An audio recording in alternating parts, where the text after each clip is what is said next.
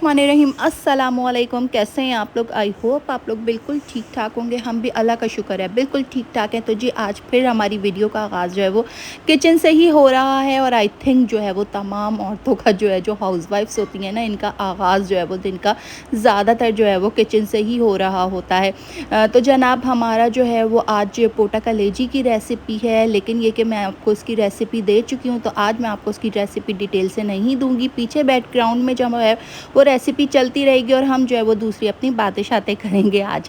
तो जनाब जैसे कि आप सबको मालूम है, अल्हम्दुलिल्लाह पहला अशरा जो वो तकरीबन जो है वो अपने इख्तिताम पर है। और कराची में जो है वो पहला अशरा जो गुज़रा है, तो शुरू में तो सही था, लेकिन बीच में जो है वो बहुत शदीद गर्मी थी और बहुत बुरा हाल होता था। बच्चे स्कूल से आते थे तो बिल्कुल निढाल आते थे बच्चे ना। हम तो बड़े जो होते हैं ना आदी होते हैं रोज़ा रखने के, लेकिन बच्चे जो होते हैं वो इतने ज़्यादा मासूम और मतलब इतने ज़्यादा आप कह लें कि इतनी ताकत नहीं होती उनमें कि वो पूरे पूरे रोज़े रखें। लेकिन अल्हम्दुलिल्लाह मेरे दोनों बच्चे जो है वो पूरे रोज़े और बहुत छोटी एज से रखते चले आ रहे हैं ना। मतलब इशल ने पहला रोज़ा जब रखा था तो वो 6 साल की थी और यूशा जो था वो 8 साल का था जब उसने पहला रोज़ा रखा था। यूशा और इशल का पहला रोज़ा जो था वो कोविड के ज़माने में आया था, जब बहुत शदीद कोविड था। मतलब मेरे ख़्याल से मार्च या अप्रैल में जो था वो कोविड स्टार्ट हुआ था और उसके बाद जो है वो रोज़े आए थे। तो बच्चे घर पर ही थे, लेकिन उन लोगों ने पहला रोज़ा रखा था और उसके बाद रोज़े रखते चले गए थे। यानी पहली दफ़ा उन्होंने पूरे अपने रमज़ान के रोज़े रखे थे अल्हम्दुलिल्लाह। वो वाहिद ऐसा रमज़ान था जो कि घर में बंद गुज़रा था और बिल्कुल ही हर एक से हम कटे हुए थे। वो ऐसा वक्त था, वो ईद ऐसी गुज़री थी कि हमारे जो सगे रिलेटिव्स थे, कि जैसे मेरी खालाएँ हो गई या खुर्रम के माम हो गए या मेरी नंद मेरे देवर हो गए, हम सब ने जब ईद मनाई थी तो हमने एक दूसरे को सिर्फ व्हाट्सएप पे मुबारकबाद दी थी। हम एक दूसरे के घर नहीं आ सकते थे। उस वक्त इतना शदीद कोविड चल रहा था और डर ऐसा था कि वो अब बाज़ार जाते थे ना तो घर आकर जो है ना वो मैं बच्चों को नहीं छूती थी। वलिया तो खैर बहुत छोटी थी उस वक्त ना, तो मैं बच्चों को नहीं छूती थी। हाथ डिटॉल से धो रहे, कपड़े डिटॉल में डाल रहे हैं और मतलब एक अजीब सा आलम था। बहुत खौफ रहता था उन दिनों ना। और फिर लेकिन अल्हम्दुलिल्लाह पाकिस्तान में जो है वो कोविड का इतना शदीद वबा नहीं थी जितनी कि दूसरे ममालिक में थी। इटली में जैसे था वहाँ बहुत ज़्यादा अमवात हुई थी, पाकिस्तान में भी अमवात हुई थी, लेकिन फिर भी उसके बनिस्बत बेहतर रहा पाकिस्तान में। और ये अल्लाह का एहसान था कि पाकिस्तान में जो था वो कोविड इतना शदीद नहीं था। फिर आहिस्ता आहिस्ता ज़िंदगी बहाल होना शुरू हुई और फिर दोबारा से जो है वो बच्चे 2 साल बाद स्कूल गए थे। फिर शुरू में जो है वो ऑनलाइन क्लासेस चलने लगी, उसके बाद फिर बच्चे जब स्कूल गए तो फिर आहिस्ता आहिस्ता करके ज़िंदगी जो है वो अपनी रूटीन पर आना शुरू हुई। तो बस यही कुछ ऐसी चीज़ें होती हैं कि जिनको आप जो है ना वो कभी भूल नहीं पाते, इसलिए कि वो आपकी ज़िंदगी का हिस्सा बन जाते हैं और आप हमेशा याद करते हैं। तो आप उस चीज़ को इसी तरह से याद करते हैं कि यार वो वाले रमज़ान या वो वाली ईद ऐसे गुज़री थी।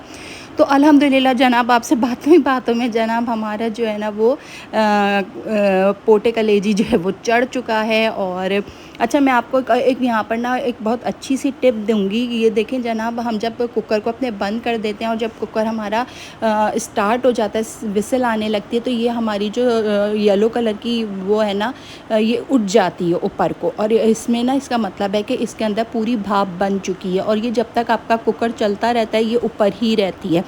उसके बाद जब आप कुकर बंद कर देते हैं तब भी ये ऊपर होती है और ये कुछ अरसे तक ये थोड़ी देर तक ऊपर ही रहती है। ये जब नीचे हो जाएगी ना तो इसका मतलब है कि इसके अंदर से गैस निकल चुकी है, हवा निकल चुकी है। फिर आप कुकर को खोलिएगा। अल्लाह ना करे अगर ये ऊपर और आप कुकर खोल देंगे तो एक तो या तो ये आपका कुकर को फटने का भी डर होता है और दूसरा ये कि इसके अंदर अगर सालन वगैरह होता है तो वो उछल के ऊपर आ सकता है, भाप आपको लग सकती है। तो बस ये छोटी छोटी सी टिप्स होती हैं जो कि एक दूसरे को बताने से होता है कि अगर आपको नहीं पता है तो फिर आपको पता चल जाए और आइंदा आप बहुत ज़्यादा एहतियात करें, क्योंकि कुकर के फटने के वाक़यात जो हैं वो बहुत ज़्यादा होते हैं। तो हमेशा कुकर जब इस्तेमाल करें ना तो बहुत ज़्यादा एहतियात के साथ इस्तेमाल किया करें। तो जनाब यहाँ पर हमारा सालन जो है वो भुन चुका है, पोटे हमारे गल चुके हैं। पोटे गल जाते हैं तो आपने इसमें कलेजी शामिल कर देनी है।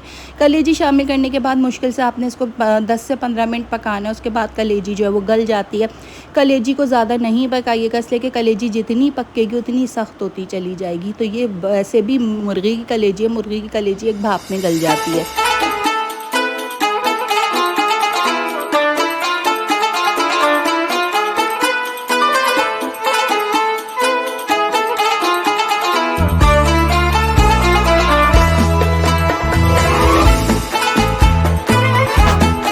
जनाब यहाँ पर आ चुके हैं अपनी सेकंड रेसिपी की तरफ। सेकंड रेसिपी जो वो काले चने आज बना रहे हैं आपके साथ।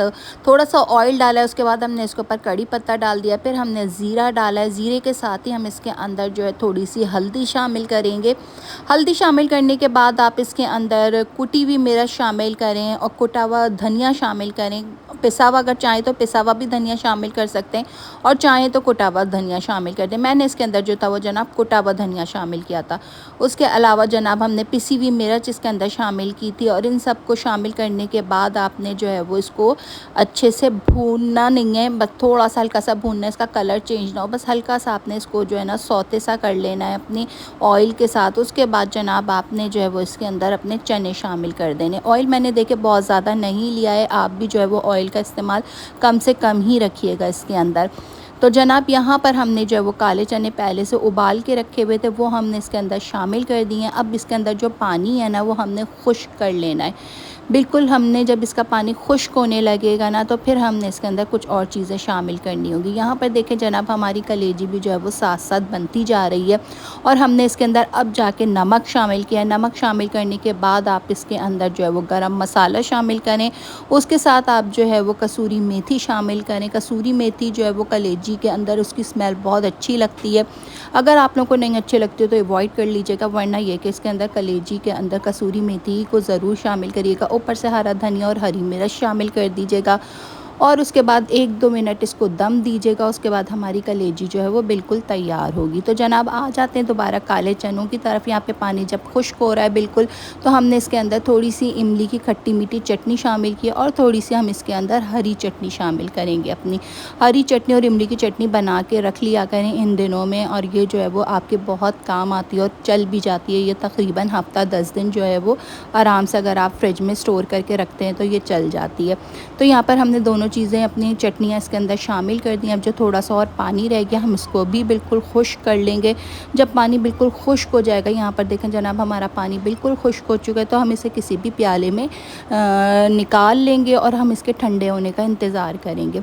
सब्ज़ी वगैरह जो है वो हमने इसके अंदर अभी नहीं शामिल करनी है, जब ये ठंडा हो जाएगा उसके बाद ही हमने इसके अंदर जो है वो अपनी सब्ज़ी वगैरह शामिल करनी है। यहाँ पर अल्हम्दुलिल्लाह हमारे सफ़ेद चने भी तैयार हैं और काले चने भी मैंने तैयार करके रख लिए हैं, क्योंकि काले चने जो वो इश्शल बहुत ज़्यादा शौक़ से खाती है तो मैं ज़रूर बना के रखती हूँ। उसके अलावा जनाब ये देखें मैंने जो है ना दोनों चनों में डालने की सब्ज़ी जो है वो अलग से काट के रखी है, वो मैं वाइट चनों में और काले चनों में दोनों में शामिल करूँगी। देखिए इसी तरह से आपने जो है ना वो वाइट चनों में जैसे काले चने मैंने उसके अंदर सब्ज़ी शामिल कर दी है, आप भी इसी तरह से जब ये ठंडे हो जाए तो शामिल कर दीजिएगा। जनाब यहाँ पर टाइम हो चुका था असर की नमाज़ का, अब हम आ गए थे नमाज़ पढ़ने के लिए। नमाज़ पढ़ेंगे उसके बाद फिर बाकी की इफ्तारी को तैयार करेंगे। अल्हम्दुलिल्लाह अच्छा खासी तो इफ्तारी मेरी तैयार हो चुकी थी, बस अब यहाँ पर अल्लाह का ज़िक्र करते हैं और फिर उसके बाद दोबारा जो है वो अपनी इफ्तारी की तरफ जाएंगे। तो जनाब यहाँ पर जब मैं आ गई थी तो सफ़ेद चने भी मेरे ठंडे हो गए थे। अब इसके ऊपर मैं जो हूँ वो इसी तरह से गार्निश कर दूँगी, जैसे मैंने काले चनों को किया है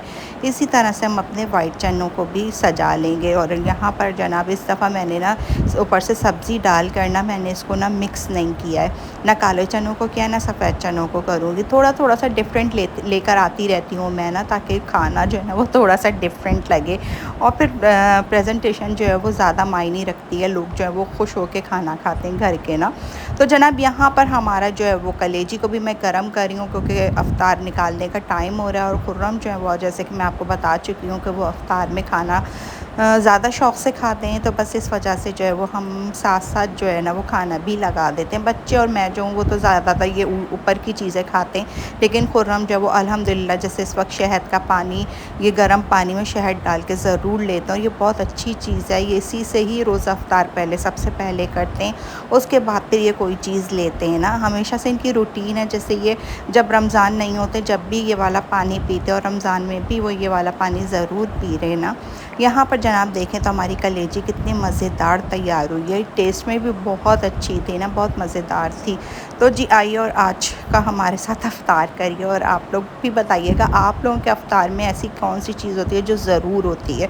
जैसे कि मेरे यहाँ होता है कि रोल ज़रूर होते हैं, बच्चों को रोल बहुत पसंद है और रोल मेरे यहाँ लाजमन होता है कि रोल बना के रखें ना। तो जनाब हमारे यहाँ की अफ्तारी ख़त्म हो गई थी, हमने नमाज़ वगैरह पढ़ी, उसके बाद जनाब आ गए थे। मैं जैसे पहले भी बताया कि वलिया की आने वाली है रोज़ा कुशाई, तो उसकी रोज़ा कुशाई के लिए जो है वो हम शॉपिंग करना चाह रहे हैं। लेकिन कोई भी बाज़ार जो बहादुराबाद वगैरह जो है ये सब 10 रमज़ान के बाद से शुरू होंगे, देर तक खुलना अफ्तार के बाद से। साइमा मॉल जो है वो अफ्तार के बाद भी खुला हुआ होता है, तो इसी वजह से आज जो थे वो हम साइमा मॉल आ गए। तो यहाँ पर जो था वो हमें सिर्फ वलिया का ही सूट मिला था और किसी का सूट नहीं मिला था। एक सूट मुझे अच्छा लगा था लेकिन वो बहुत ज़्यादा हैवी हो रहा था, तो वो फिर मैंने नहीं लिया था, सिर्फ यहाँ से वलिया का सूट ले लिया था। अच्छा, मैं जो हूँ ना वो यूशा और इशल की रोज़ा कुशाई नहीं कर पाई थी, क्योंकि जैसे मैंने बताया कि पहला रोज़ा जब इन्हीं ने रखा था तो कोविड था।